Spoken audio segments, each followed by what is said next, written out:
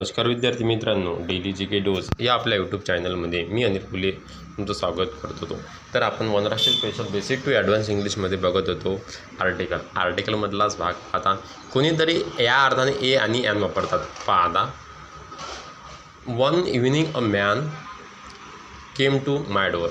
एका संध्याकाळी कोणतरी माणूस माझ्या दारावर आला. दुसरा, a Jadhav is a suspected by the police. कोणीतरी जाधव नावाचा माणूस आहे, त्याच्यावर पोलिसांना संशय आहे.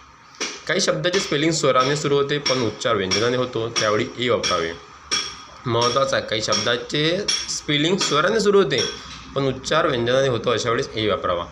आता असिस्टंट 2011ला विचारलेला प्रश्न, फ्रान्स इज रिकामी जागा European country. France is a European country. इथे ई पाहिल्यावर आपल्याला ॲन ही रिकामी जागा येईल असे वाटते पण तिथे येते. यामध्ये स्पेलिंग ई यू किंवा यू ने सुरू होते पण उच्चार यू व्हाय यू असा होतो, आणि यू आणि य व्हाय हे व्यंजन आहे, म्हणून या शब्दांच्या पूर्वी ए वापरतात. या बरोबरच वन शब्दामध्ये व असा उच्चार होतो, व व्ही हे व्यंजन आहे. पाहता, ॲन युरोपियन होणार काय? नाही, अ युरोपियन. ॲन युनियन होणार काय? नाही, अ युनियन.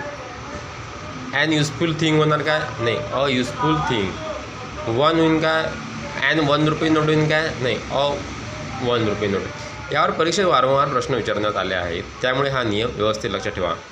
स्पेलिंग स्वराने सुरू होते पण उच्चार व्यंजनाने होते, याचे उदाहरण पहा. A uniform, a United action, a unique person, a university student.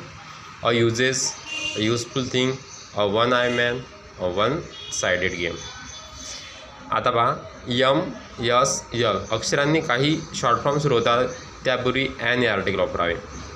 या सर्व शॉर्टकटचा उच्चार या स्वराने सुरू होत असल्यामुळे ॲन हे आर्टिकल वापरावे. An M P, an S T stand, an L S C agent, an M A, an S S C exam. काही नामाची सुरुवात यच्या व्यंजनाने होते. त्या शब्दामध्ये यच सायलेंट असते, म्हणजेच यच्या अक्षराचा उच्चार केला जात नाही, उच्चार स्वराने केला जातो, म्हणून अशा नामाच्या मागे ॲन हे आर्टिकल लावले जाते. पहा आता, DED CET 2017 आला आहे. We have blank hour and half for a play. We have an hour and a half for a play. याप्रमाणे आपण बेसिक टू ॲडव्हान्स इंग्लिश आपल्यामध्ये महत्त्वाचा टॉपिक बघला, आर्टिकल. जर तुम्हाला आवडला असेल तर लाईक करा, शेअर करा, सबस्क्राईब करा. थँक्यू.